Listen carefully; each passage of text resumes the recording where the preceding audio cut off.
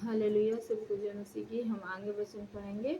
आगे लिखा, अब्राम और लूत से अलग होने का वर्णन। तब अब्राम अपनी पत्नी और अपनी सारी संपत्ति लेकर लूत को भी संग लिए हुए मिस्र को छोड़कर कनान के दक्षिण देश में आया। हम क्या देखते हैं, हाँ, कि जब अब्राम जो है मिस्र देश में गया था, तो राजा के द्वारा जब उसे आदर सम्मान नहीं मिला, वो अपनी एक झूठ एक गलती के कारण उस देश से निकाला गया। फिर अब्राम अपनी पत्नी और अपने भतीजे लूत को लेकर, जो कनान देश है जिसमें प्रभु ने उसे जाने के लिए आज्ञा दिया था, उसी देश के दक्षिण देश में आया। कनान के दक्षिण दिशा में जाके वो रहने लगा। अब्राम भेड़ बकरी गाय बैल सोने रुपये का बड़ा धनी था। फिर वह दक्षिण देश से चलकर बेतेल के पास उसी स्थान को पहुंचा जहां पहले उसने अपना तंबू खड़ा किया था, जो बेतेल और ए के बीच में है। वह स्थान उस वेदी का है जिसे उसने पहले बनाई थी, और वहां अब्राम ने फिर यहोवा से प्रार्थना की। हम क्या देखते हैं कि जो अब्राम है प्रभु की उपस्थिति से दूर हुआ, तो अपने जीवन में निराशा को देखा, अपमानित हुआ, उसकी योजनाएं असफल हुई। फिर इसके बाद वो दोबारा प्रभु के पास प्रभु की योजना पे ही चलने के लिए वापिस आया, जहाँ उसने परमेश्वर के लिए पहली वेदी बनाई थी, परमेश्वर के लिए प्रार्थनाएं की थी, बलिदान चढ़ाया था, जहाँ उसने अपना तंबू खड़ा किया हुआ था प्रभु की योजना के अनुसार। वहीं आकर वो रहने लगा और उसने दोबारा प्रभु से प्रार्थनाएं उस वेदी पे किया। लूत के पास भी जो अब्राम के साथ साथ चलता था, भेड़ बकरी गाय बैल और तंबू थे। हम क्या देखते हैं कि प्रभु का वचन कहता है कि लूत के पास जो अब्राम के साथ साथ चलता है। लूत कौन है? लूत अब्राम का भतीजा है, यानी उसके भाई का लड़का है। लेकिन वो अब्राम जो आशीषित था, जो प्रभु का चुना हुआ था, जो अभिषिक्त था, तो जो आशीषित जो बरकत उसके जीवन में आ रही थी, तो जो लूत है अब्राम के नीचे रहता था, तो वो आशीषें, वो मसा, वो सामर्थ्य उसके जीवन में भी एंटर कर रही थी, यानी उसे भी आशीषित कर रही थी। आगे हम क्या देखते हैं, इसलिए उस देश में उन दोनों के लिए पर्याप्त स्थान न था, वे इकट्ठे रहे, क्योंकि उनके पास बहुत धन था, इसलिए वो इकट्ठे न रह सके। अब्राम और लूत की भेड़ बकरी और गाय बैल चरवाहों में झगड़ा हुआ। उस समय कनानी और परिज्जी लोग उस देश में रहते थे। तब अब्राम लूत से कहने लगा, मेरे और तेरे में बीच और मेरे और तेरे चरवाहों के बीच में झगड़ा न होने पाए, क्योंकि हम लोग भाई बंधु हैं। क्या देखते हैं कि जो अब्राम बढ़ा, उसकी आशीषें बढ़ी, तो लूत जो अब्राम के नीचे था, उसके अधीनगी के नीचे अपने जीवन को व्यतीत कर रहा था, तो उसकी भी आशीषें बढ़ी। तो उन दोनों के बीच में बताया जा रहा है कि अब्राम कह रहा है कि हे लूत, मेरे और तेरे बीच में, मेरे चरवाहों और तेरे चरवाहों के बीच में लड़ाई क्यों हो, क्योंकि हम दोनों तो भाई बंधु हैं। आगे वचन हमें बता रहा है कि क्या सारा देश तेरे सामने नहीं, इसलिए मुझसे अलग हो जाए। यदि तू बाईं ओर जाए तो मैं दाहिनी ओर जाऊंगा, यदि तू दाहिनी ओर जाए तो मैं बाईं ओर जाऊंगा। तब लूत ने आंख उठाकर यरदन नदी के पास वाली सारी तराई को देखा। वह सब सिंची हुई है, जब तक यहोवा ने सदोम और अमोरा को नष्ट न किया था, तब तक सोआर के मार्ग तक वह तराई यहोवा की वाटिका और मिस्र देश के समान उपजाऊ थी। इसलिए लूत अपने लिए यरदन की सारी तराई को चुन के पूर्व की ओर चला गया। वे एक दूसरे से अलग हुए। हम क्या देखते हैं कि अब्राम ने अपने भतीजे से कहा कि क्या ये जो सारी भूमि है प्रभु ने हमें नहीं दिया है? अतः मैं तुम्हें कहता हूँ कि तुम अपनी इच्छा के अनुसार जिधर जाना चाहो उधर तुम चले जाओ, और फिर दूसरे दिशा में मैं चला जाऊंगा। यानी जो अब्राहम है वो समर्पण के साथ, उसके अंदर कोई घमंड, कोई वो नहीं है कि मैं जो दूंगा वही तुम लोगे। वो प्रभु के विश्वास में था। उसने कहा कि लूत मेरे भतीजे, जो तुम्हें चाहिए जमीन, जो तुम्हें उपजाऊ लगे उसे तुम ले सकते हो, और जिसे तुम छोड़ दोगे ना उसे मैं ले लूंगा, क्योंकि उसे प्रभु के ऊपर विश्वास था कि प्रभु ने तो मुझे चुना है आशीषित होने के लिए, तो फिर मैं क्यों अपनी बुद्धि का इस्तेमाल करूं, क्योंकि वो एक बार ठोकर खा चुका था, एक बार अपनी बुद्धि का इस्तेमाल कर चुका था। इस बार उसने अपनी बुद्धि का इस्तेमाल नहीं किया, उसने इस बार प्रभु के ऊपर समर्पण के साथ विश्वास किया। लेकिन जो लूत है वो समझ नहीं पाया कि मैं अब्राम के नीचे रहने के बाद ही आशीषित हूँ। उसकी नज़रें जो थी वो अपने शारीरिक नज़रों से देखा कि जो तराई है सदोम अमोरा की, ये क्या है, हरी भरी है, इसमें मेरे भेड़ बकरियों के लिए हरी हरी चराइयाँ हैं, मैं इसी को लूँगा। जो साइड का देश है, यानी जो उसके द्वारा छोड़े हुई जगह है, वो उतने आशीषित उतने फलवंत उसे नहीं लगे, क्योंकि वो तो शरीर की नज़रों से देख रहा था, वो प्रभु की नज़रों से देख नहीं पा रहा था। अतः ऐसा हुआ कि वो दोनों अलग अलग हो गए। अब्राम कनान देश में रहा, पर लूत उस तराई के नगरों में रहने लगा और अपना तंबू सदोम के निकट खड़ा किया। सदोम के लोग यहोवा के लेखे में दुष्ट और पापी थे। हम क्या देखते हैं कि बताया जा रहा है कि जो अब्राहम है वो तराई के नगरों में रहने लगा, लेकिन जो लूत है सदोम के निकट, यानी जिस देश का उसने चुनाव किया था उसी देश के निकट रहने लगा, अपना तंबू खड़ा किया। मगर वचन कह रहा है कि सदोम के लोग, यानी जिस देश का उसने चुनाव किया था लूत, उस देश के लोग परमेश्वर के नज़र में दुष्ट और पापी थे।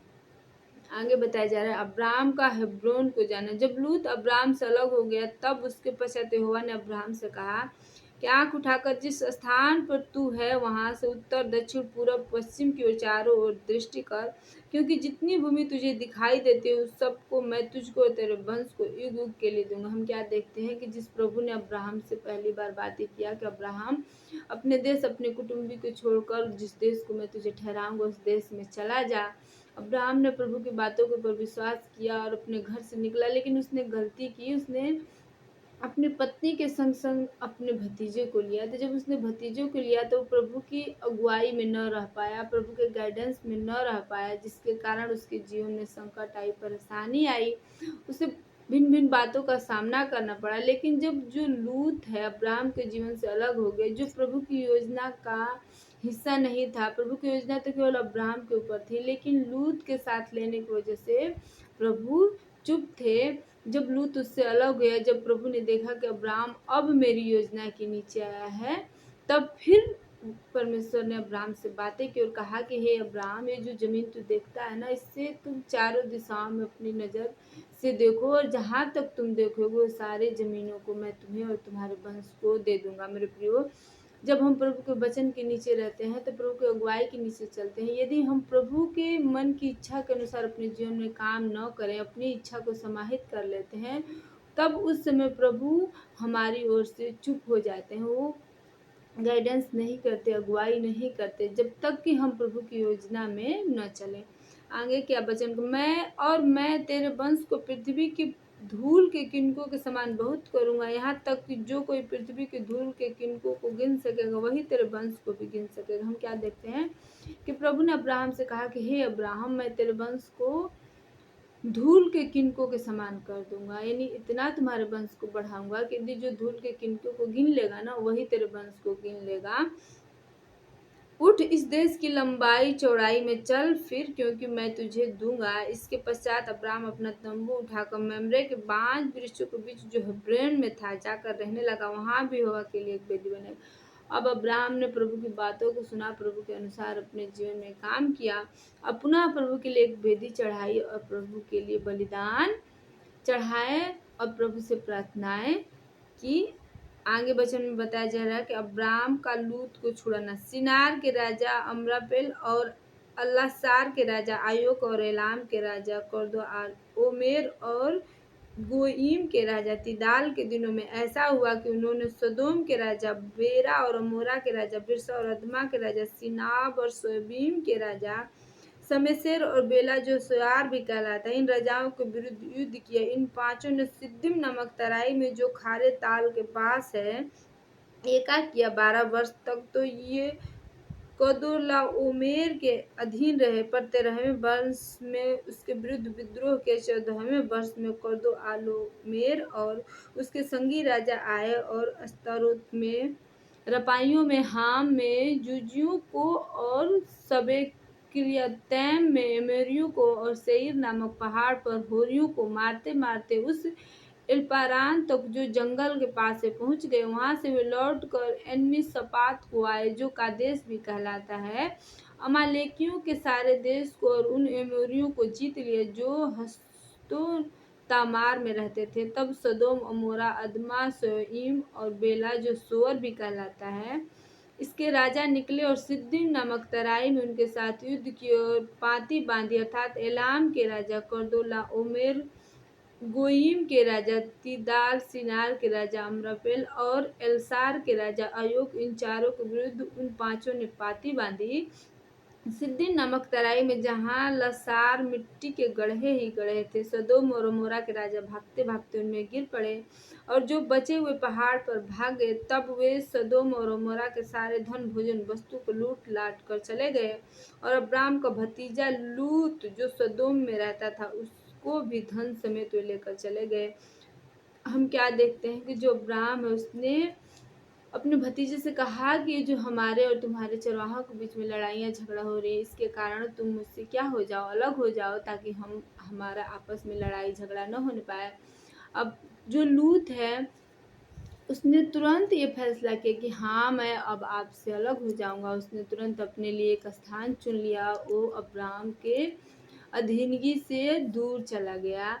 मेरे प्रियो, हमारे आत्मिक पिता कहते हैं कि जो लूत है उसे चाहिए था कि वो अब्राम से कहता कि जो मेरी गलती है उसे मैं स्वीकार करता हूँ, मैं अपने चरवाहों को समझाऊंगा, उसे डांटूंगा कि वो लड़ाई झगड़ा न करने पाए। उसे समझना चाहिए था कि मैं जो आशीषित हूँ, मैं जो ऊंचा हूँ, अब्राम के नीचे रहने से ऊंचा हूँ, क्योंकि वो समझने लगा था कि जिस प्रभु की आराधना अब्राम करता है उस प्रभु की आराधना मैं भी करता हूँ, उसी प्रभु पर मैं भी विश्वास करता हूँ। तो जो मैं आशीषित हूँ ना, अपने विश्वास के कारण आशीषित हूँ, अपने अधीनगी के कारण आशीषित हूँ, अपने समर्पण के कारण आशीषित हूँ। उसने अपने अगुए का अपने जीवन में कोई महत्व न ठहराया हुआ था। तो अतः हम क्या देखते हैं कि जब वो अब्राम की अधीनगी से नीचे आया, अलग हुआ, तब उसके जीवन में संकट आई और वो बंधुआई में चला गया। उसका सारा धन भी लूट में चला गया। उसके जीवन में परीक्षा आई। मेरे प्रिय, जब हम किसी अगुआ के नीचे अपने जीवन को व्यतीत करते हैं तो जो ग्रेस हमारे मेंटर के ऊपर काम करता है ना, वही ग्रेस हमारे ऊपर भी काम करता है। लेकिन जब हम अपने अगुए का अपने जीवन से तिरस्कार करते हैं, उससे हट जाते हैं, उसकी बातों को अपने जीवन से तिरस्कार करते हैं, आदर नहीं देते, सम्मान नहीं देते, तो हम उस अगुए का नहीं बल्कि उस ग्रेस का भी अनादर कर देते हैं। तो वो ग्रेस हमारे जीवन से दूर चला जाता है और हम संकट में चले जाते हैं। आगे मैं वचन को पढ़ूंगी। तब एक जन जो भागकर बच निकला था, उसने जाकर इब्री अब्राम को समाचार दिया कि अब्राहम तो एमोरी ममरे जो एल्कोन और आनेर का भाई था, उसके 5 वृक्षों के बीच में रहता था और ये लोग अब्राम के संग वाचा बांधे हुए थे।